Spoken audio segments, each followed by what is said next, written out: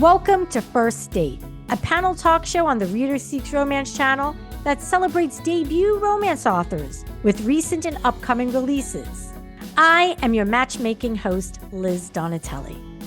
It is a thrill for me to introduce 3 new romance authors who will set your hearts aflutter with their late summer 2024 debut romances. Ellie Palmer is the author of 4 Weekends and a Funeral, pub date August 6th. Adrianna Schuh is the author of Magic in the Air, pub date September 17th. Shelly J. Shore is the author of Rules for Ghosting, pub date August 20th. Welcome, authors, and congratulations on your debut romance releases. Thanks. Hi, thank you. Let's begin, as all first dates do, with an icebreaker. Tell me something about yourself that others would be surprised to learn. Ellie, what would people be surprised to learn about you? I mean, unfortunately, I think I'm incredibly predictable. I don't think there are many surprises. Oh, I was a childhood figure skater. Maybe people will be surprised by that because I lack balance and coordination. But once upon a time, I used to glide upon the ice. Wow. Oh, really? Very cool. Yeah. Did you get to the competitive stage of your ice skating career, or was it more just for fun? Yeah, so I skated from about age 4 to age 14. So I got to the point where it was pretty clear, like this was really the Tara Lipinski era where they were like, okay, if you're 14 and you're not an Olympian, like we're done with you. So I switched to synchronized skating where I was on a team where it was about like, you see it in the Olympics too. It is an Olympic event, the synchronized skating. And I did that from ages like 10 to 14, just because it became very clear that I was not going to do like a triple axel anytime soon. So that was my potential to get into the Olympics. And I did not, I didn't make it, unfortunately. That's not my story. Now, do you ice skate for fun now, like every now and again, or are you done? I'm done. I retired. No, I just haven't really done it in a really long time. And it really, for me at least, was not like riding a bike. Like I was pretty shocked after I was an adult and I had like gone through puberty and like my body had changed, how physically hard it was to do some of the things that I thought were really basic when I was younger. Wow. And so it isn't quite as fun to kind of go out there and be like, oh, I used to do this very seriously and competitively, and now skating backwards is a challenge. So that's why I kind of don't do it as much anymore. But my son wanted to try ice skating. And I was hopeful that there'd be like a genetic trait and then he would be our Olympian. And he had absolutely no interest, just like doing snow angels, didn't care at all. Okay. Adrianna. I went to Japan when I was 15. For vacation, or were you there for a while? I was there for 9 days. It was through a school program, which was really cool. So I had this teacher, she was a special education teacher at my school. And when she was younger, they had a Japanese exchange student come and live with her and her family. Yeah. And they sort of stayed in touch over the years, and she became a teacher as well. So one day she was just like, I want to start a Japanese pen pal club. So I joined it because I thought it was interesting, and I still have the pen pal today. We don't communicate as much, but we do follow each other on social media, which is really cool. And it just became this thing where she was like, hey, do you guys want to go over to Japan? Because she had this friend who she'd known and was a teacher. And, so we're like, absolutely. So what ended up happening is there's this tour company, I think they're still around. They're called EF Tours. They're like educational tours for school. And so the way that it works is that you just, they give you an itinerary, and then the way we actually ended up getting school credit because we journaled while we were there, and then we turned it into the program. And then we were set up with our own tour guide, and there was I'm from Wisconsin, so there was our group, and then there was a couple other groups from different states like Rhode Island, Pennsylvania, just like Hawaii, which was really cool. And then we all kind of just went together for 9 days and toured around, stayed at different hotels, stuff like that. It was a lot of fun. That's fantastic. Wow. As far as food, was there anything that you ate there that you've just, you've never eaten again? It was just specific to Japan. So we went to, I mean, they have amazing food, and it really opened up my horizons as far as like trying new things because of cultural norms there. You have to, when they offer you something, you're supposed to eat it. And you know what I mean? It's rude if you don't, so I learned to try a lot of new things. But we decided to be fun to go to a couple fast food places while we were there just to see how different they were. So we went to McDonald's and we went to KFC. They have a ton of KFCs there, which is so funny. And when we went to the KFC, it was like Colonel Sanders was out in front, like this little statue, and then on his head was like this big shrimp. And it was just sitting like a hat. It was so weird. We're like, what's up with that? So we go in and they had like a part of the menu, like shrimp that you could buy. And it was like a big, you know what I mean? Like a good size. And I'm like, this is so weird. It's KFC. But because of the nature of the food they have there, it was just more seafood was incorporated into everything, even at McDonald's. So we tried these shrimp and it was just, I mean, it was good, but I will never eat it again because it was like a big, good sized shrimp. And I'm like, I just want the little, ones that you get in the frozen package. I don't want the real ones. Wow. But it was good. It was just weird. It was just different. Wow. Fascinating. Shelly, what's something that readers would be surprised to learn about you? I feel like it's a much less interesting story. I wrote my college admissions essay about America's Next Top Model. I love that. I used to watch like a lot of reality TV, and this was back in the early 2000s where it was, if you watch a lot of reality TV, obviously you can't be a very smart person. So I wrote a college admissions essay about watching reality television, specifically like fashion related shows, like America's Next Top Model, through a feminist lens, and how that changes the conversation about body image and race and class that was going on. And yeah, that was my introduction to college writing. I'm also a big reality TV watcher, and I wrote it all the time. Yeah, I wrote a very serious college essay on comparing like the VH1 show Tool Academy to like some great work of fiction I cannot remember now, but like my professor had no idea what it was. And so she just like, she like loved the paper and she was like, tell me more about this Tool Academy. I mean, it was funny because like, so, I mean, the schools I was applying to, I was like, I wanted to do something that I thought would be surprising. And it ended up that I couldn't go to accepted students day at the school I ended up going to, because I was on a trip with my music department in high school. But my parents went because they're champs. And when they were like signing in, the admissions person who was there was like, oh, wait, that was the America's Next Top Model essay. We passed that around the office. And I was like, claim to fame, like making a name for myself right away. So glad I did it. Wow. And which college did you end up going to? I went to Brandeis, which is another reason why I wrote that essay, because I was like, I cannot be another person applying to Brandeis writing an essay about how going to Jewish summer camp shaped who I am as a person, because they were going to get 7 million of those and I would just blur in with all the rest of them. Right. I also wrote a fake college interview because I couldn't schedule an interview.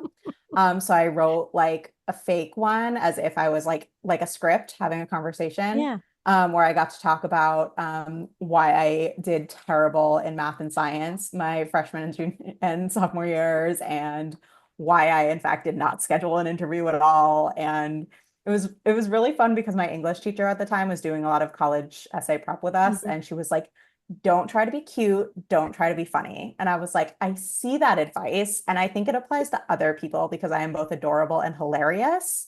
So I'm going to just do that anyway. And it worked. So I continue to never experience a consequence to doing something that someone in authority told me not to do. You have just scored a meeting with book club tastemakers Oprah Winfrey, Jenna Bush Hager, and Reese Witherspoon. They are giving you 2 minutes to pitch your debut romance to them. Go. Okay, so I'm Adrianna Schuh. I wrote Magic in the Air. It is a contemporary paranormal romance. It features a Latina disabled witch. So I ticked a lot of boxes here because I myself am Latina and I myself also have a disability. And so I wanted to write a story that encompassed both of those things.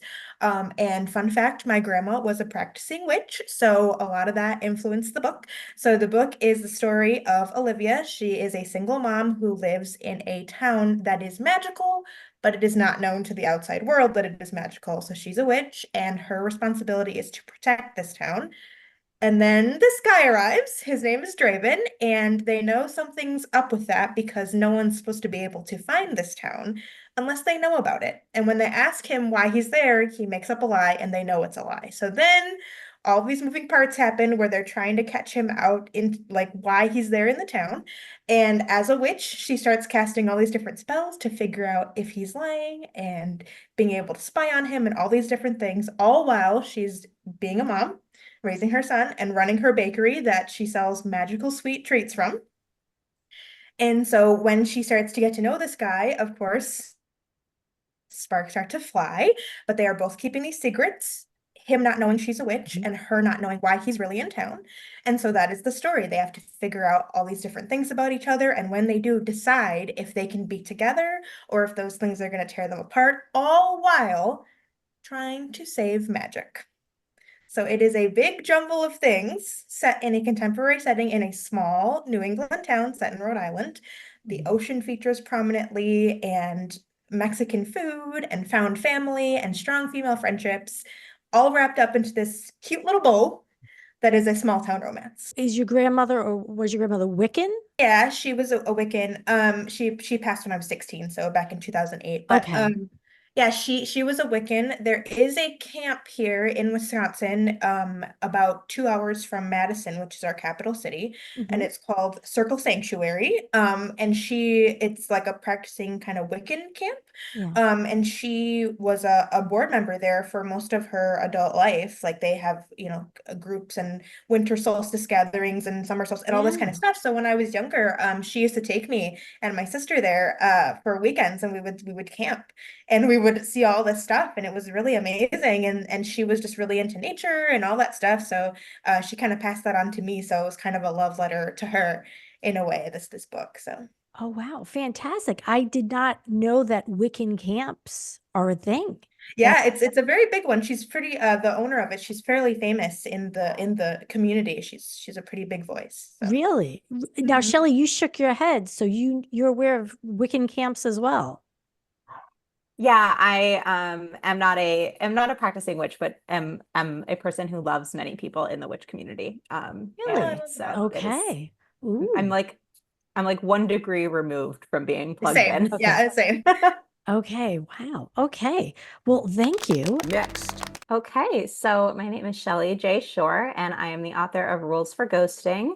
And Rules for Ghosting is about a reluctant psychic named Ezra who was raised in a funeral home, and as soon as he could no longer be in the funeral home, promptly got the heck out of there, only to be pulled back in by some drama when his mother announces that she's running away with their rabbi's wife.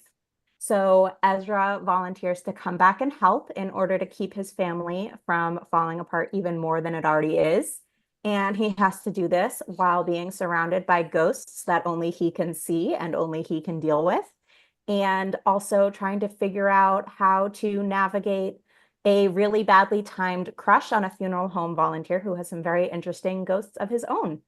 And it is about found family and figuring out who you are and figuring out if who you are is who you actually want to be. And there's a very sweet dog. It is set in Rhode Island. It is set in a funeral home. There are many, many ghosts ranging from dramatic to comedic. And overall, it's very fun and cute, and everyone should read it. You mentioned Rhode Island. Magic in the Air is also set in Yep. Rhode Island. Wow. It's been my dream to live in New England. It's very witchy, so I had to set it there. So I love that. How many are in the cast of ghosts? There are two very significant ghosts. And I don't want to say too much about them because it Okay. is spoilery. There are two very significant ghosts, but there are also, I would say, a number of sort of everyday ghosts that Ezra encounters, not just at the funeral home, but out in the world. He also works as a doula, so he has some ghosts he runs into at a hospital where he attends births sometimes. He runs into a ghost at a liquor store who judges him for his choice in wine. He runs into a ghost at the funeral home who is really grumpy about a typo in the program for her funeral, and he corrects that, and she's very appreciative. So yeah, they're not scary. Next. I'm Ellie Palmer, and I wrote 4 Weekends and a Funeral. 4 Weekends and a Funeral is my love letter to 90s rom-com films. It follows the character Allison, who arrives to her ex-boyfriend's funeral only to discover that no one knows he dumped her. She then agrees to play the part of the grieving girlfriend for the sake of the family and pack up her ex's apartment, which she could totally handle if she wasn't also falling for her ex's very off-limits, very grumpy best friend. So within this zany premise, we also have a story about a woman who is post-mastectomy. I myself am a BRCA1 carrier, and Allison is also a BRCA1 carrier as well and had a preventative mastectomy a year before the book starts. So it's also about her first formative relationship after her mastectomy and her new body, and kind of learning some self-acceptance and who she is in this time of her life. So most importantly, Ellie, I need to know, is the book set in Rhode Island? Unfortunately, no. I have a funeral. So we start a funeral. So we do kind of have that connective tissue there. Yes. But no, it takes place in Minnesota, which is where I live. So it's a very Midwestern book. Love it. There's a lot of the fall and winter seasons. And Got it. I kind of borrowed from, in some of my favorite rom-coms, New York is often a character. And I was, excited for the opportunity to see Minneapolis shine in that same way. What are some 90s rom-coms that either inspired you in your writing or just that you love? The plot itself takes a lot of inspiration from the movie While You Were Sleeping. That was sort of the movie that proved to me that this weird idea I had one day maybe could be a rom-com if we put it in the right shape. Yeah. And then also there's a lot of When Harry Met Sally. There's a lot of For Weddings and a Funeral, with the strong themes of, there's a strong friendship story, and grief is also in the book as well, which is a big part of those films. And also I love Working Girl in particular. I love Harrison Ford's smirk in Working Girl. And I feel like that was a big inspiration for me. Harrison Ford's smirk sounds like the name of a rock band. Right? It's a drink at a Star Wars themed bar. Yes. And I would order it. I would, yep. Excellent. You all did a really good job. I love it. I love it. I love it. Now let's read the opening lines or the first lines of your novel. Shelly, can you please read the first line of Rules for Ghosting? In the showroom, the caskets are arranged with care, from the gleaming mahogany to the sturdy pale poplar with the embellished lid. Nice. I have to say, I always said if I was going to write a romance, it would have to begin at a funeral or have something to do with a funeral, because I think that's just a great way to begin any romance. Particularly a rom-com, but I just think that's a great place to start. But I actually have been finding more funerals or funeral homes popping up in romance stories. So I do like to see that. Adrianna. Pushing through the front door of Sugar Spells Bakery, Olivia Ayala glanced up at the clock that hung behind the counter. The scent of coffee and sugar washed over her. Ooh. Now, what was the name of the bakery? Sugar Spells. Sugar Spells. It took me a long time to figure out an appropriate name. It was I couldn't pin it down, and finally I was like, you know what, this is the one, we're sticking with it, and it turned out to work very well. So really, and yeah, that sounds funny, but not too funny. So right, Ellie, if you could please read the first line of 4 Weekends and a Funeral. When I learn I'm still dating Sam Lewis, I'm at his funeral. There you go. There you go. That is good. I'm in. I'm sucked into all of your first lines. Was it easier to write the first line or the last line? I would say the first line, I kind of had some clunky iteration of it. And I just knew I really wanted it to be like a punch. Like I just really wanted that first line to really slice through. So there were like much wordier, clunkier versions that were originally the first line. And it was actually my husband where every time I'd like read the first chapter to him, he'd be like, that line's not there yet. Like it's not there yet. It was like he was like a hockey coach, was like, that's not right. Wow. And so then it finally, like I just sort of trimmed it down until I kind of got to that point. And it just felt like, oh, okay, yeah, that's the first line of this book. And I feel like the last line, it was like kind of the first thought was like, I just wrote the chapter and then I ended it the way I ended it. And then I never really thought about it too hard after that because I'm like, yeah, that's where they end up. That's kind of where that's the other side of this coin for this person. Where the first line, I was like, I really need to get people invested in this pretty wacky premise. I need to get them in there. So yeah, it was a little bit harder with the first one. Got it. Okay, Adrianna, first line or last line? Yeah, I'm pretty much the same. The last line was the easiest because I always knew how I wanted it to end. Obviously, no spoilers, they end up together. I mean, it is what it is. But the way that they end up together, I always knew that's what I wanted it to be. And so I kind of I write in order. I can't write out of order. So it was different for me to be like, nope, this is how it's going to end. And I wrote the story from there. The first line, it wasn't always the first line. I actually started the book in a very different place when I first started writing it. And then I did a mentorship. And my mentor helped me figure out, you started this in the wrong place. It's not the right. So we reworked it and reworked it a million times before it became what it is now. So yeah, the last line was way easier. I don't know how many readers appreciate or understand all the behind the scenes of, because the first and the last, lines are so important. And I think people just say, oh, it just came to them or, they just threw it together. But I'm sure sometimes, right? But I mean, maybe some people get lucky sometimes, Shelly, first line or last line, which was easier? So the exact last line, I don't think changed from the first time I wrote it. The first act of the book was revised many, many, many times.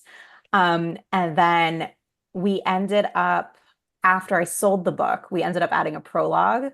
And the first line of the prologue, I think I also only wrote once. So that the middle first part, the sort of like official first line of the book changed a number of times. Of like what I think of as like where the story starts, that changed a whole bunch of times. But the actual first line in the book, I only wrote one time. Okay. I love all the behind the scenes. Which tropes do you use to tell the love story between your main characters? Now, this is also a time for you to share any tropes that you might have created and would like to claim as your own officially here on First Date. Ellie. I'm ready to claim the funeral meet cute. Yeah. All right. I don't know. I'm sure there are others out there, but I'm ready to be part of that important new tradition of funeral meet cutes. I think the main trope that people have identified is grumpy sunshine. Although I don't know if it's like a true grumpy sunshine, but I feel like there's enough there that we can kind of grab onto that. And they're also just two people that seem like opposites. And then as they get to know each other, they're incredibly similar. So I feel like that's also kind of like an opposites attract. But then as they kind of break their shells, they realize, oh no, we're actually very similar people. Not so opposites attract. Yes. Yeah. Okay. And I love Only One Bed. And there was several versions of this book where there was only one bed and I had to cut it because it just never made sense. It was like, they're already together at the point. So why would there be only one? It's not a problem if there's only one bed. And I was like, but I want it to be a trope. I need it in there. Yeah. Right. So my second book I wrote basically to accomplish only one bed. Like that was where we started. So. But this book, we don't have it. Shelly. It's not a super tropey book. I'm gonna be real. Okay. I would say I think the closest we get is like sort of friends to lovers. Okay. And I think even that is kind of pushing it. They're never they I think Ezra would say that he and Jonathan were friends first, but I think Jonathan would be like, friendly. I don't know, we were friends. And yeah, I mean, I think the overall book has a lot of like found family tropes and you know, putting the fun and dysfunctional family. Okay, yeah.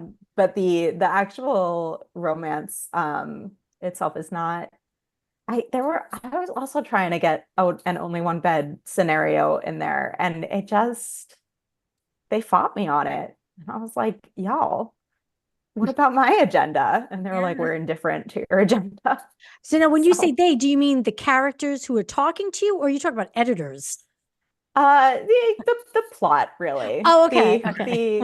The point at which I would have had an only one bed scenario was not actually, it made no sense. It was Okay. very just like, I'm gonna be really self-indulgent and put this in. And then I was like, no, into the deleted scenes Google Doc you go. Yeah. You see, so only one bed is not just thrown in willy-nilly like people might think. I mean, there is an art to placing it appropriately. Otherwise, it is not effective. I think that's what we've learned here today. Adrianna, what are the tropes? I don't really have anything different, I guess, like new about mine. Mine is, witch and not witch kind of thing. You know what I mean? It's really not anything out of the box in that way. But it's very enemies to lovers, which is kind of my favorite thing to write. I love angst. And it's sort of a hot button thing, right? Whether or not they're really enemies to lovers. That's a great debate that goes on.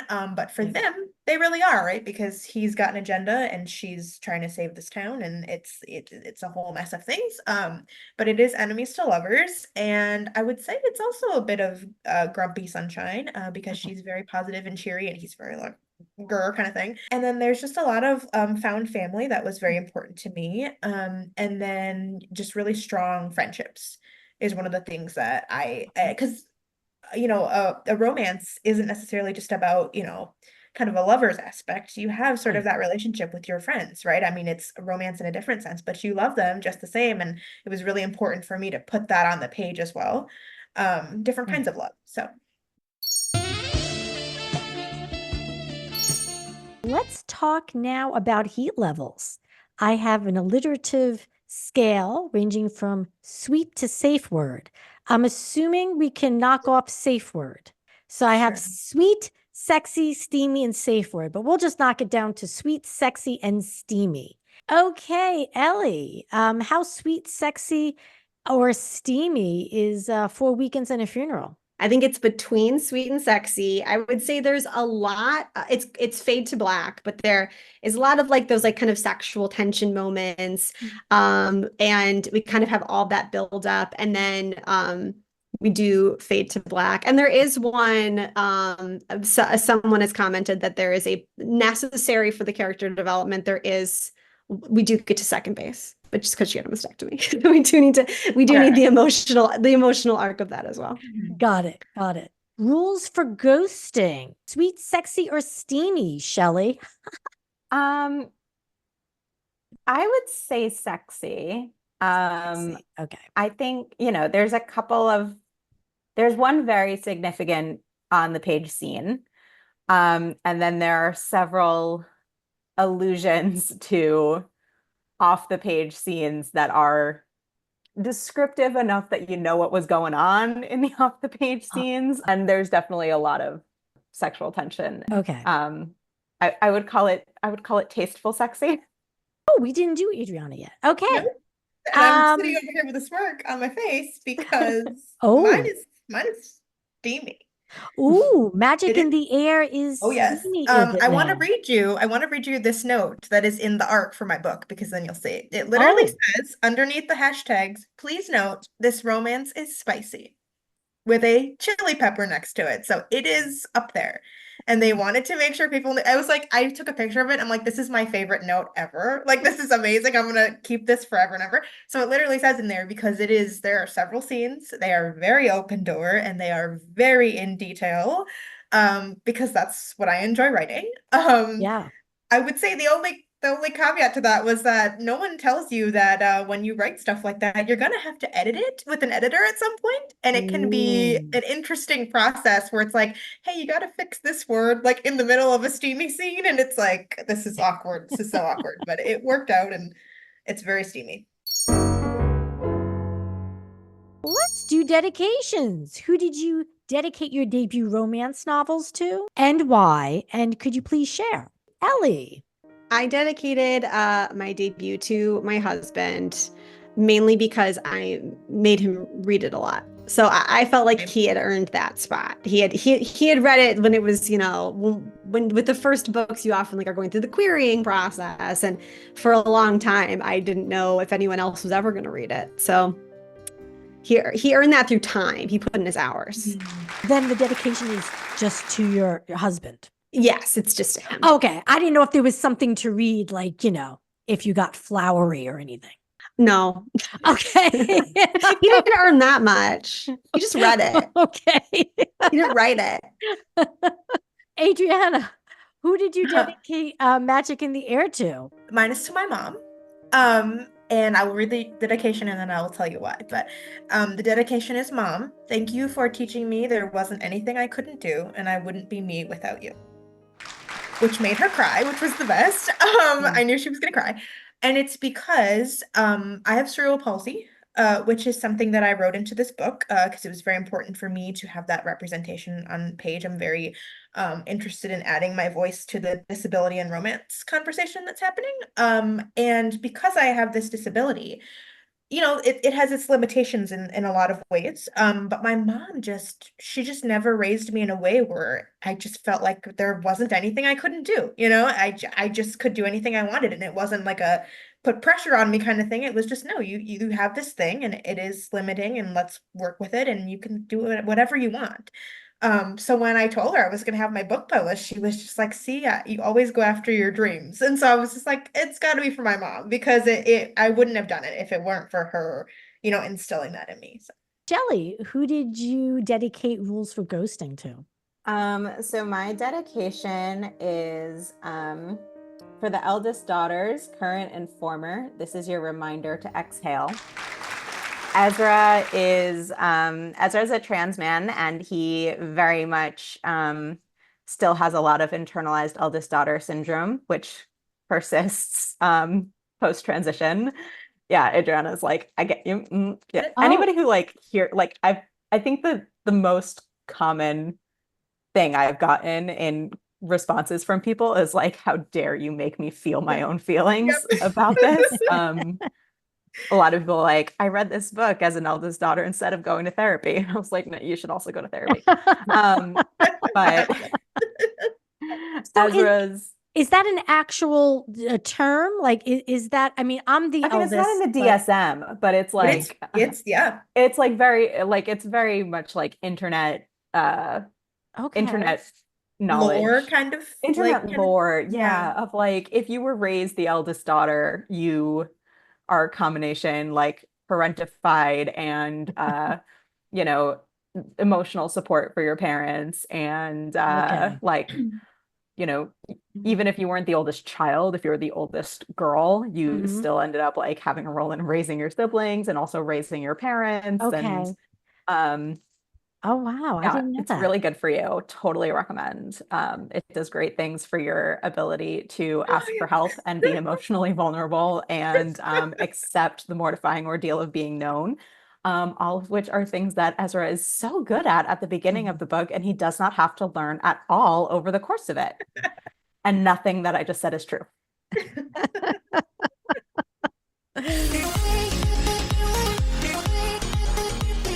Let's move on to the fun segment. This title needs a story inspired by the titles of Golden Girls episodes, which I have been watching all summer. I've got 5, so you can choose. Pick a number from 1 to 5. I give you the title. You tell me what that romance is about. You could throw in some tropes, a couple of lines about what it's about. Ellie, you get to choose first. 1 to 5. 2. 2. Ooh, I was hoping someone would pick this one. Love Under the Big Top. Ooh, that's a good one. Okay, so this is a circus romance. Mm-hmm. And it is between a down on their luck tightrope walker who is so fearless in the air, but not exactly fearless in love. And they, of course, fall deeply in love with the person that sells popcorn. And it's because, they are able to chip away at that protective shell that tightrope walker has through butter and saturated fats. Wow, you took I thought for sure there was going to be a clown involved. I don't believe clowns deserve love stories. Oh, agreed. I hate clowns. I hate them. So the tightrope walker, and then the popcorn, like you zigged where I thought you would zag. I think that's your strength. The people that are providing service at the circus also deserve love. It's not just the performers. That's an excellent point. Okay. But not clowns. But not clowns. They know what they did. Dirty, filthy clowns. So that's Love Under the Big Top. Okay. So now we've got numbers 1, 3, 4, and 5. Adrianna? Ooh, I'm going to go with number 5. Oh, it is Rose's Big Adventure. Rose's Big Adventure. Okay, so first, when you said roses, I forgot her name was Rose. So I was like, flowers. Rose's Big Adventure. Oh my gosh. To me, that screams like travel romance, like a backpacking trip. Maybe she meets a very handsome tour guide and they fall in love while they go on their world travels. There's lots of food and fun. And then it's sort of this idea of now I'm going to go back home. And what does that mean for us? And some agonizing, sort of a summer romance, like you might want it to end, but you don't want it to end, that kind of thing. And there would be a lot of angst because that's my favorite thing. And because roses were in there, I would say that maybe the protagonist is like a flower shop owner or something. So sort of a double, double meaning there. So that would be what it would be for me. Oh, nice. Okay. Very good. Just keep in mind, if any of you take that title and the idea, all I ask is for a mention in the acknowledgements. Yeah. Or you could dedicate the book to me. Shelly, we have left 1, 3, and 4. I'll go 3. 3 is From Here to the Pharmacy. Ooh. I like that. Amazing. I want to say that is going to be the story of someone who is just, after many years of white knuckling through it, is finally on the search for the perfect antidepressant. And every time they go to fill a new prescription, they stop in and get coffee at their local coffee place that's right next door to the pharmacy. And as the color sort of slowly starts to come back into their life, they also start feeling all sorts of warm fuzzies again through this person who also really had a thing for them when they were still under a storm cloud. Wow. I would read that. Can you write it? I mean, only if I'm going to give Liz credits. Wow, you all did really well. Well, thank you for all being good sports about playing This Title Needs a Story. Go forth, write it. Give me credit. I know everyone's waiting for my circus romance. I mean, listen, when you brought out the guy like with the popcorn, I was like, I wonder if there's like some devastating plot twist where he's framed for some kind of tightrope incident. And they have to fight their way back to each other through this like perceived betrayal. I also think this could also be like a cozy murder story. Like I feel like we have Good. some, Murder we have a mystery. lot of Yeah. cross genre happening. Yeah. It could be romantic suspense. I think circus romance should be a thing. I've only read one circus romance, and And there was a clown, so Ellie would hate it. No, it actually wasn't. But I would like to read a clown. Sexy clowns? Can they exist? I don't know. I don't know. I mean, I struggle with the vision of that. I do feel like because of the cowboy romance thing right now, I feel like rodeo, like we're a couple steps away from rodeo clowns at this point. Yeah. But I don't know who's going to be brave enough to make that leap from cowboy to rodeo clown. I commend that brave soul. Yeah. Thank you, Ellie Palmer, Adrianna Schuh, and Shelly J. Shore for joining me here on First Date. I wish all of you continued success and happy writing. Thanks. Have a good Bye. night.